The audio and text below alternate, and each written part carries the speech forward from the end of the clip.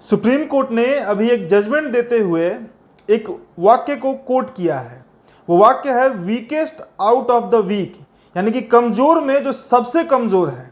आरक्षण का चर्चा हम करेंगे, संविधान के आर्टिकल 341 और 342 का जिक्र हम करेंगे। तो ताज़ा जजमेंट आया है जो कि अध्यक्षता की जा रही थी अरुण मिश्रा के द्वारा। उन्होंने एक फैसला दिया कि जो रिजर्वेशन मिला हुआ है एससी और एसटी को, उसमें कुछ जातियां ऐसी हैं जो बहुत अधिक पिछड़ी हुई हैं और जिन्हें सही मायने में आरक्षण का लाभ अभी तक नहीं मिल पाया है। तो वैसे जातियों को अब छांटना है और वैसी जातियां एससी और एसटी में जिन्हें इसका लाभ मिला है उन्हें अब क्रीमी लेयर में डालना है। काफी तूल पकड़े हुए यह मामला, बिहार का विधानसभा चुनाव भी सामने है, तो इसी पर हम चर्चा करेंगे। नमस्कार, मेरा नाम उदित आर्यन है और एचएस बिहार देखना आपने शुरू कर दिया है। संविधान का आर्टिकल 341 और 342 का अगर हम बात करें तो वो रिजर्वेशन की बात करती है, वही रिजर्वेशन जिसमें 27% ओबीसी को मिला हुआ है और 22.5% एससी एसटी को मिला हुआ है। हमारे साथ दो शख्स अभी मौजूद हैं हमारे स्टूडियो में, इनसे हम चर्चा करेंगे। ये अमर ज्योति जी हैं जो कि रावण जी की जो पार्टी है आज़ाद समाज पार्टी, उसके बिहार के प्रभारी हैं। और मेरे दाएं तरफ जो शख्स बैठे हुए हैं चंद्रभानु यादव इनका नाम है, इंटेलेक्चुअल है, बुद्धिजीवी हैं और दलित एक्टिविस्ट भी हैं। काफ़ी इस जगह इनको आपने देखा होगा इन सभी मुद्दों पर बात करते हुए। स्वागत है आप दोनों लोगों का। सुप्रीम कोर्ट का जो ये नया मामला अभी सामने आया है हम लोग के सामने, क्या लगता है? आपसे शुरुआत करते हैं ज्योति जी, बताइए कितना व्यवहारिक है जो फैसला दिया गया, जमीन पे ये कितना व्यवहारिक दिखता है? व्यवहारिक नहीं है, ये बिल्कुल अमानवीय है। ठीक है, ये जो सुप्रीम कोर्ट में जज बैठे हुए हैं वो तो जनता के बारे में जो मन सो फैसला दे देते हैं, सरकार को आदेश दे देते हैं, जनता पे कोई भी अपना फैसला थोप देते हैं। मानना न मानना वो अलग चीज़ है। आप देखेंगे लगातार ये जो सुप्रीम कोर्ट है, इन्होंने 2 अप्रैल को जो भारत बंद हुआ था, एससी एसटी एक्ट पर भी इन्होंने कहा था कि इसको ख़त्म कर देना चाहिए। मतलब उसका जो एससी एसटी एक्ट का प्रावधान था उसको कमज़ोर कर देने का ये काम किए थे, लेकिन उसको माना क्या? देश का लोग नहीं माना। व्यवहारिक नहीं था वो मामला ना। उसमें आप आज भी दलितों पे अत्याचार होते हैं, वहाँ जाति देखकर अत्याचार होता है। तो वो मामला था, उसमें देखिएगा कि पूरे देश के जो लोग थे, एससी एसटी ही नहीं, सिर्फ ओबीसी के लोग, माइनॉरिटीज़ कम्युनिटी के जो लोग हैं, वो सारे लोग उस फैसले के खिलाफ सड़कों पे थे और जिसके बदौलत उस फैसले को बदलना पड़ा सुप्रीम कोर्ट को। यहाँ तक कि केंद्र की जो सरकार है वो संसद में बिल लेकर के आई उसको 9वीं अनुसूची में डालने के लिए, अभी तक डाला नहीं गया है, लेकिन उस फैसले पर भी बैकफुट पर सुप्रीम कोर्ट को जाना पड़ा और ये जो फैसला है इस पर भी बैकफुट पर जाना पड़ेगा। तो ये एक प्रश्न है सर जी में कि वो जो मामला था एससी एससी एक्ट का, उसमें तो सीधा सीधी मामला सवर्ण वर्सेस दलित चला गया था, पर ये जो नया जजमेंट है इसमें दलितों के बीच टकराव होगी तो होगी, क्योंकि क्रीमी लेयर जब बनेगा, अगर बनता है कभी तो दलित वर्सेस दलित होगा। इसमें तो सवर्ण या फिर उच्च जाति के जो लोग हैं वो तो आएंगे ही नहीं। सबसे पहले हमको बता दीजिए, अभी जो आरक्षण है, चाहे 27% ओबीसी का आरक्षण हो, चाहे 15% एससी का, चाहे 7.5% एसटी का, ये जो आरक्षण है किसी चिन्हित जातियों को तो नहीं मिलता है। जो भी दलित है, पिछड़ा है, आदिवासी है, सबको आरक्षण मिलता है। तो सबको जो पढ़ेगा उसी को तो आरक्षण मिलेगा। अब जो शिक्षा लेने के लिए स्कूल में जाएगा ही नहीं, कॉलेज में एडमिशन ही नहीं लेगा, उसको आरक्षण कहाँ से मिलेगा? चाहे वो किसी भी समुदाय का हो, एससी एसटी ओबीसी में किसी भी समुदाय का, वो किसी भी वर्ग का रहे, उसको आरक्षण मिलता है। जब तक वो स्कूल नहीं जाएगा, कम से कम आरक्षण लेने के लिए भी तो आपके पास मैट्रिक का क्वालिफिकेशन होना चाहिए, नौकरी लेने के लिए मैट्रिक का क्वालिफिकेशन होना चाहिए। तो अब हम आपको बता देते हैं कि इस देश की जो सुप्रीम कोर्ट है, चाहे सरकारें हैं, आज तक 72-73 साल हो गए आज़ादी के, लेकिन आज भी मैं पटना की ही बात कर दूं, बिहार की, आप बिहार में निकल जाइएगा ना, जब आप अपने घर से, ऑफिस से बाहर, तो आप सड़क किनारे लोगों को देखेंगे ना, झुग्गी झोपड़ी में जो लोग रहते हैं, नदी किनारे, नालों के किनारे और नहर के किनारे, कौन लोग बसे हुए हैं? हमको बताइए ना, कौन? सवर्ण समुदाय के लोग तो नहीं बसते हैं वहाँ पे। कहीं ना कहीं या तो पिछड़े होते हैं, या दलित होते हैं, या आदिवासी होते हैं। तो उनको मुख्य धारा में जोड़ने के लिए, उनको शिक्षित करने के लिए सरकार और सुप्रीम कोर्ट का कोई जजमेंट क्यों नहीं आता है, हम जानना चाहते हैं। सबसे पहले आपकी अगर नीयत साफ है कि आरक्षण उन वर्गों तक पहुँचे, तो ऐसा स्कीम लाइए कि हर इंसान के पास अपना घर हो। अभी तो हमारे देश में 53% से ज़्यादा ऐसे लोग हैं, दलित आदिवासी, जिनके पास अपना 1 गज ज़मीन भी नहीं है। वैसे में आप कैसे जस्टिफाई कर सकते हैं आरक्षण में कि इसमें आरक्षण में भी आरक्षण, मतलब इसमें भी आप वर्ग विभाजन करके आप चाहते हैं कि आपस में दलितों को, पिछड़ों को, आदिवासियों को लड़ा दिया जाए और लड़ा करके इसको वोट बैंक की राजनीति करवाना चाहते हैं। हम सुप्रीम कोर्ट के जजों से भी कहना चाहते हैं कि आप जिस तरह से SC ST के रिजर्वेशन में क्रीमी लेयर टाइप का आप बात कर रहे हैं, चाहे ओबीसी का, तो सबसे पहले आप अपने से शुरुआत करिए ना भाई। इस देश का जब आज़ाद हो गया, 73 साल हो गया, अभी तक इस देश का हमें 100 अगर दलित, पिछड़ा, आदिवासी का नाम बता दीजिए जो भारत के कैबिनेट सेक्रेटरी बने हैं। बनते हैं क्या? नहीं बनते हैं। आप टॉप इंडस्ट्रियलिस्ट, जो देश के 100 टॉप इंडस्ट्रियलिस्ट है, उसमें कितने दलित, पिछड़े, आदिवासी? तो फॉरवर्ड प्रेस का एक काफ़ी 2 साल पहले एक आर्टिकल भी आया था जिसमें बिल्डर से लेकर एजुकेशनल इंस्टीट्यूट से लेकर हर क्षेत्र में 80% सवर्णों की ही बात कही गई थी। बिल्कुल बिल्कुल ऐसा है। आप कहीं भी देख लीजिए, मीडिया हो या फिर टीवी हो या फिर कहीं भी सिनेमा हो, क्रिकेट हो, हर क्षेत्र में अभी तो ये पूरा देश ये जो सरकार है नरेंद्र मोदी की, RSS के द्वारा संचालित हो रही है, ये सरकार अभी देखिए निजीकरण करके इस देश के आरक्षण को ख़त्म करने के लिए ये लगातार काम अपने चालू कर दिए हैं। इसमें इनका जजमेंट, क्या बोलते हैं, इनका जो एक MP हैं सुब्रमण्यम स्वामी थे, उनका बयान था कि हम आरक्षण को ख़त्म नहीं करेंगे, लेकिन इस देश में ऐसी व्यवस्था लाएंगे कि आरक्षण की ज़रूरत ही नहीं पड़ेगी। तो वही व्यवस्था है निजीकरण। निजीकरण को आप समझिएगा तो उससे इतना बड़ा नुकसान है दलितों को, पिछड़ों को। सिर्फ दलित पिछड़ों को ही उससे नुकसान नहीं है, उससे ये सवर्णों को भी नुकसान है भाई। अब बताइए कि अब पटना का जो रेलवे स्टेशन है, चाहे एयरपोर्ट है, अगर बिकेगा तो हमें बता दीजिए कि बिहार में कितने ऐसे उद्योगपति हैं दलित, पिछड़े या सवर्ण समुदाय में ही जो उसको खरीदेंगे। अगर खरीदेंगे भी, मान लीजिए सवर्ण लोग ही खरीदते हैं एयरपोर्ट, उसको लीज पे लेते हैं सरकार से, तो वो क्या करेंगे कि सबसे पहले उसका जो उच्च पद होगा वहाँ पे अपने करीबी लोगों को रखेंगे। जी, इसको सर पैक करिए क्योंकि ये थोड़ा टॉपिक से डिविएट हो रहे हैं हम लोग। जी। तो ये इस तरह से इस व्यवहारिक नहीं है, ये अप्रासंगिक आपने है। इसका नुकसान बताया है जी। रामानु जी, आपसे एक सवाल है जो हमारा अगला सवाल भी है कि इससे नुकसान होगा जो सबसे सप्रेस लोग हैं हमारे समाज के, सबसे निचला तबका, इसमें नटवार लोग हो गए, पासी हो गए, भुइयाँ हो गए, ये लोग, इनको क्या फ़ायदा मिलने जा रहा है इस जजमेंट से अगर स्टेट गवर्नमेंट इसको इम्प्लाई कर देता है?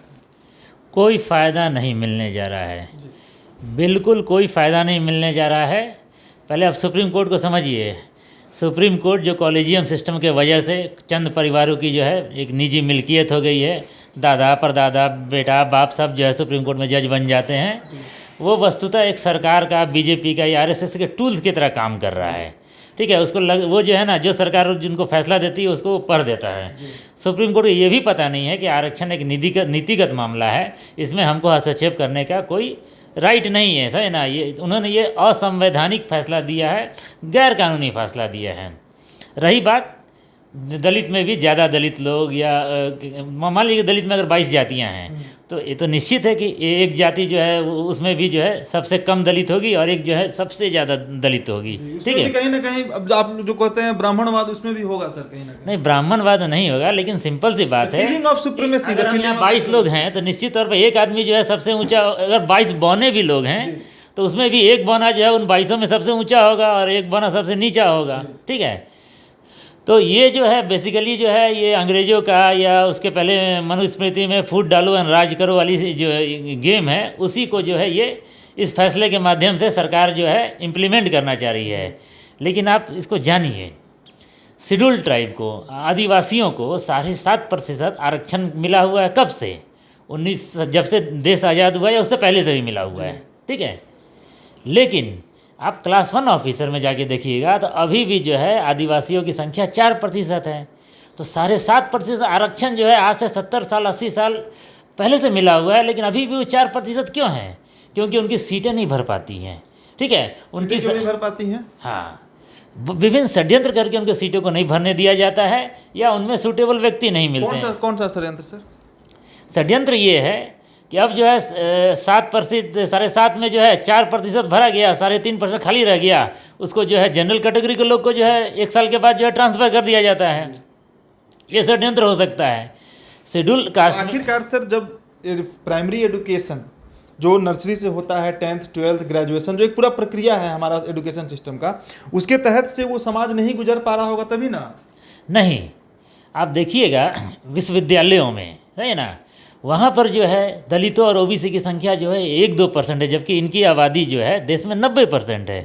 तो वहाँ पर भी एक षड्यंत्र चलता है। आप सिर्फ कॉलेजियम सिस्टम जो है वहाँ पे ही नहीं है, क्या कहते हैं, आपको सुप्रीम कोर्ट हाई कोर्ट में ही नहीं है, बल्कि अब बहुत सारा यूनिवर्सिटी में भी है। वहाँ पर भी जो है बाप बेटा दामाद ससुर सब जो है प्रोफेसर लगे हुए हैं, ठीक है। तो बेसिकली जो है नियुक्ति प्रक्रिया में घपला किया जाता है। सर मैं एडमिशन प्रोसेस की बात कर रहा हूँ। जो बच्चे वहाँ पर नामांकन कराने जाते होंगे उनकी तो जाति नहीं ना देखी जाती होगी, भले प्रोफेसर जो है वो कॉलेजियम सिस्टम में आएंगे जी, पर जो बच्चों का एडमिशन होता है नामांकन, वो तो सर उस प्रक्रिया में नहीं आएंगे। हाँ, तो आप उसमें लोग से पूछना क्या चाह रहे हैं बच्चों का नामांकन में? मैं आपसे ये पूछना चाह रहा हूँ कि आपने बताया कि 7.5% उनको रिजर्वेशन मिला हुआ है और 4% ही सीट भरता है, तो जो 3.5% का गैप रह जा रहा है 70 साल से, इसके पीछे का कारण क्या है? वो बच्चे या तो ना पढ़ पाते होंगे, उनको सुविधाएं नहीं मिलती होंगी। नहीं, देखिए बच्चे मान लीजिए कि ये जो सिविल सर्विस परीक्षा होती है वो तकरीबन उसमें 1000 पोस्ट होता है। तो ये मानना कि 1000 पोस्ट में क्या कहते हैं 75 आदिवासी पूरे देश में नहीं मिले होंगे, ये बात नहीं है, सही है ना। हाँ, 75 आदिवासी तो आराम से मिल जाएंगे, लेकिन वहाँ पर जो है वही कहे मैंने क्या कि नियुक्ति प्रक्रियाओं में षड्यंत्र करके उनको जो है सीट को वैकेंट किया जाता है, अगले साल जो उसको जनरल में करके फिर अपने लोग को उसमें घुसाया जाता है। इवन जो है आप देखिएगा कि शेड्यूल कास्ट का भी बहुत सारा बैकलॉग वैकेंसी निकलता था, 3-3 साल पुराना, 2-2 साल पुराना। बैकलॉग वैकेंसी क्या हुआ, यानी कि शेड्यूल कास्ट की सीटें ना भरी गई थी तो उसको जो है इस साल निकाला गया, फिर उसके अगले साल निकाला गया, ठीक है। और 2-3 साल बैकलॉग निकालने के बाद भी अगर नहीं भरा जाता था तो उसको जनरल में कन्वर्ट कर दिया जाता था।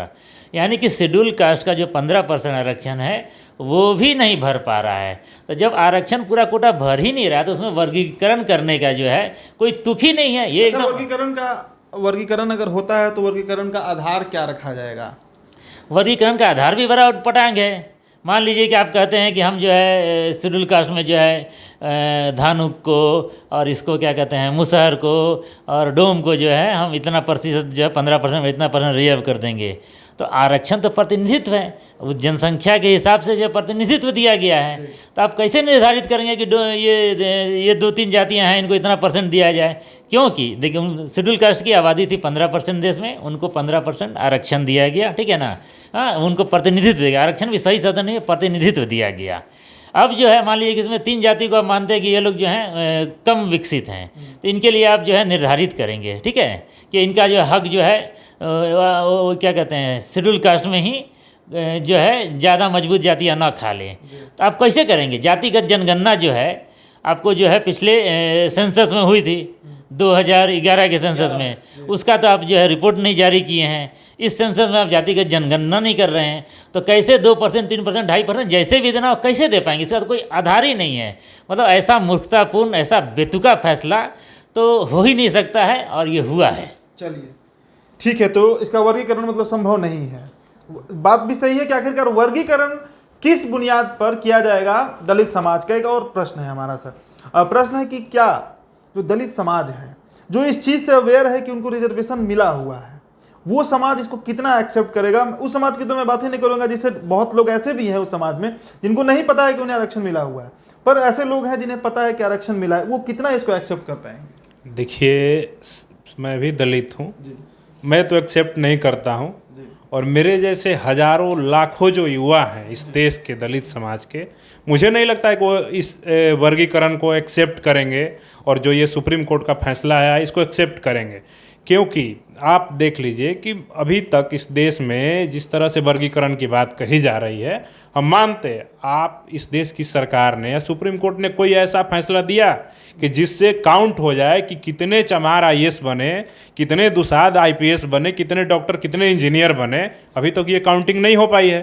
कितने लोग नौकरी में गए, कितने लोग कितना पैसा कमाए, अभी तक इसका तो काउंटिंग हुआ ही नहीं है।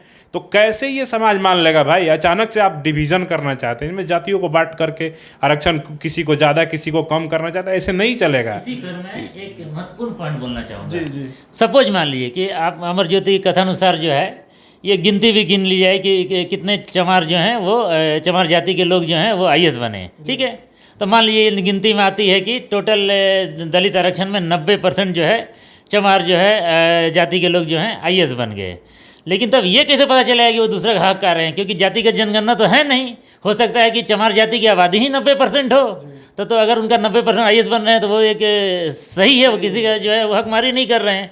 तो जातिगत जनगणना का रिपोर्ट नहीं है, जातिगत जनगणना की अब बात नहीं है, तो आखिर ये वर्गीकरण और ये सब चीज़ें जो है कैसे संभव हो पाएंगी? जी चलिए ये बताइए कि अगर स्टेट गवर्नमेंट्स को ये राइट अब दे दिया गया है सर्वोच्च न्यायालय के द्वारा कि वो चाहे तो इसका इम्प्लीकेशन कर सकते हैं, अगर स्टेट गवर्नमेंट करना चाहे तो कितना टफ होगा ये काम करना? मैंने आपको पूरी तरह बताया कि जातियों का आपके पास परसेंटेज नहीं है, जानकारी नहीं है, ठीक है ना, और आप जो है उस पर जो है किसी को ज़्यादा प्रतिनिधित्व कम प्रतिनिधित्व कर ही नहीं सकते हैं। ये तो बिना डाटा के जो है क्या कहते हैं मगजमारी करना हुआ, फ्यूटाइल एक्सरसाइज हुआ। दूसरी बात यह है कि सुप्रीम कोर्ट को राज्यों को अधिकार देने का हक नहीं है, ये एक नीतिगत फैसला है, ठीक है ना, ये संवैधानिक फैसला है, ये संसद करेगी, ठीक है ना। कोई कोर्ट जो है 2-3-4 व्यक्ति जो हैं ये नीतिगत फैसला नहीं ले सकते। इसमें एक बहुत मज़ेदार उदाहरण आपको सुनाना चाहेंगे। कुछ साल पहले जो है एक फैसला आया था कि समलैंगिकता जो है अपराध नहीं है, सुप्रीम कोर्ट ने फैसला किया। लेकिन ये मूर्खतापूर्ण विश्लेषण था अखबारों के द्वारा। सुप्रीम कोर्ट ने ये कहा था कि हमारे से पूर्व एक बेंच ने समलैंगिकता अपराध की श्रेणी में डाला था, वो उनका जो अधिकार क्षेत्र में नहीं था ये नीतिगत फैसला करना, ठीक है ना। इसलिए हम उस फैसले को क्वाश करते हैं, क्योंकि सुप्रीम कोर्ट जो है अपना अधिकार क्षेत्र से बाहर जाके काम किया था, ठीक है। और उसको जो है हमारी मीडिया ने, मीडिया का वर्ग चरित्र तो आप जानते ही हैं, ठीक है, उन्होंने उसको दूसरे रूप में पेश कर दिया कि सुप्रीम कोर्ट ने समलैंगिकता को अपराध की श्रेणी में नहीं रखा है, ठीक है ना।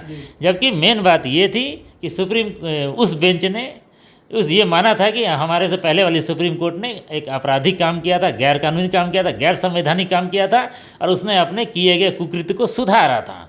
इस मामले में भी सुप्रीम कोर्ट का ये अरुण मिश्रा जी और इनका जो ये बेंच है, हाँ, जो है ये जो है गैर संवैधानिक, गैर कानूनी, अपने अधिकार क्षेत्र से बाहर जाके बोल रहे हैं, उनको नहीं बोलना चाहिए। एक अंतिम सवाल कि क्या रिपरकशन होगा इसका, आफ्टर इफेक्ट जिसे कहते हैं, इसका प्रभाव क्या समाज पर पड़ने जा रहा है? और चुनाव है बिहार में, सबसे बड़ी बात है कि पिछली बार भी मोहन भागवत ने आरक्षण का सवाल उठाया था, बड़ा नुकसान हो गया था बीजेपी को, ये पॉलिटिकल सवाल है, क्या रिपरकशन देख रहे हैं आप इसका? सीधा जो 2015 के चुनाव में हुआ था वहीं बिहार में होगा, ठीक है। और ये तो अभी खबर बहुत हद तक वायरल भी नहीं हुई है, और जैसे जैसे ये खबर पूरे लोगों में फैलेगी तो बिहार में अगड़ा बनाम पिछड़ा का जो लड़ाई होता था वहीं होगा। बिहार का चुनाव का रिजल्ट के बाद आपको देखने को मिल जाएगा कि इस देश के, मतलब इस राज्य के जो दलित हैं, पिछड़े हैं, आदिवासी हैं, वो इसका प्रभाव आपको देखने को चुनाव के बाद मिलेगा। और मैं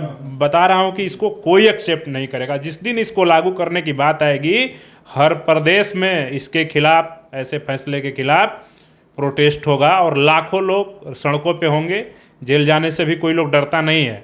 इस समाज का वंचित तबका अभी भी वंचित है, उसकी जाति नहीं बदल सकती है, वो चाहे IAS बन जाए चाहे कुछ भी बन जाए, तो ये प्रभाव पड़ने वाला है। मैं एक बहुत महत्वपूर्ण चीज़ बोलूँगा, है ना, मोरल ऑफ द स्टोरी, ये कहानी शुरू कहाँ से हो रही है, ये सब क्यों हो रहा है, ठीक है ना। इसको अगर लोग समझ जाएंगे तो बहुत अच्छा होगा। ये जो बीजेपी सरकार आई है, इसका जो मेन जो कोर समर्थक लोग हैं, जो बेचारे अपना सर्वस्व जो है न्यौछावर करके भी जो है बीजेपी के लिए लड़ते रहते हैं, सोशल मीडिया पर भी लड़ते रहते हैं, उन लोगों का एक ही सपना था कि बीजेपी आएगी तो आरक्षण को ख़त्म करेगी। बीजेपी का आए हुए 6 साल से ज़्यादा हो गया, दोबारा सरकार बन गई, लेकिन आरक्षण को उन्होंने ख़त्म नहीं किया। बोलूँगा कोर एजेंडा में तो आरक्षण खत्म करने की बात नहीं थी। एबोलिशन ऑफ 370 था, राम मंदिर था, न्यू एजुकेशन पॉलिसी था, तो वो सब पे तो काम दिख रहा है। मैनिफेस्टो में कहीं जिक्र नहीं था सर आरक्षण को लेकर। देखिए, ये जो है अनरिटन मैनिफेस्टो था, लेना ये समाज में जो धारणा थी उस पर था। आप देखिएगा कि जब यहाँ बिहार में जब प्रथम बार नियोजित शिक्षकों का जो है ये हुआ था, नियुक्ति हुआ था, तो अघोषित रूप से ये बात चलती थी कि नहीं, क्या होगा ना कि इनको बाद में परमानेंट किया जाएगा, अभी नियोजन में इसलिए लिया जा रहा है क्योंकि आरक्षण नहीं देना पड़े, ठीक है ना। तो लोग में ये धारणा बनी हुई थी। वैसे ही बीजेपी के समर्थकों में धारणा बनी हुई थी। अब जो है बीजेपी के समर्थक तो पहले जो है नौकरी मिलती भी थी, ठीक है ना, अब जो है 50 कोस गांव में भी चल जाइए, बीजेपी के समर्थकों के गांव में भी किसी को 6 साल में एक नौकरी नहीं मिली है, ठीक है। आरक्षण ख़त्म नहीं हुआ है। वो लोग भी आपस में बोल रहे हैं कि आपका मोदी जी अमेरिका के राष्ट्रपति बनेंगे तब आरक्षण खत्म होगा। तो अपने कोर वोटरों को उन्होंने तो क्या कहते हैं कि थोड़ा सा संतुष्टि देने के लिए ये जो है अपना जो है, हाँ, अपना जो ठिकरा जो है राज्य सरकारों पे सुप्रीम कोर्ट के माध्यम से फोड़ डाला है। राज्य सरकार जो है कभी भी, क्योंकि वो जो है जनता से और नज़दीक होती हैं, समझे ना। नीतीश कुमार पर आप देखे ही होंगे कि हर जनसभा में उन पर जूते चप्पलों की बरसात हो जाती है। तो कोई भी राज्य सरकार जो है, समझे ना, मोदी के पास तो एसपीजी सुरक्षा है, 4-5 हज़ार जो है सैनिक उसके सुरक्षा में रहते हैं। तो कोई भी राज्य सरकार इस तरह का छेड़छाड़ करने की हिम्मत में नहीं है। बस यही कहिए कि अपना जो है बीरा जो है दूसरे कंधे पर फेंक देना, ठीक है ना। यही एक गेम है, इसका कोई कुछ होने नहीं जा रहा है। होने नहीं जा रहा है। 2 दिसंबर 2019 को केंद्र सरकार के द्वारा सुप्रीम कोर्ट में ये कहा गया था कि 7 जजों का एक बेंच बनाया जाए और इस मामले पर, यानी कि आरक्षण में आरक्षण देने का weakest of the weak, weakest out of the weak, यानी कि क्रीमी लेयर बनाना है अब उस तबके में जो पहले से ही रिजर्वेशन का हकदार है। 7 जजों का बेंच बनता है और अरुण मिश्रा ये फैसला देते हैं, राज्य सरकारों को निर्देश देते हैं कि अगर वो चाहें तो अपने राज्य में क्रीमी लेयर तैयार कर सकते हैं आरक्षित वर्ग में भी। क्या इसका रिपरकशन होगा और क्या इसका बिहार के चुनाव पर प्रभाव होगा, ये देखना बहुत ही दिलचस्प होगा। बने रहिएगा इस बिहार के साथ, चैनल को सब्सक्राइब कर लीजिएगा।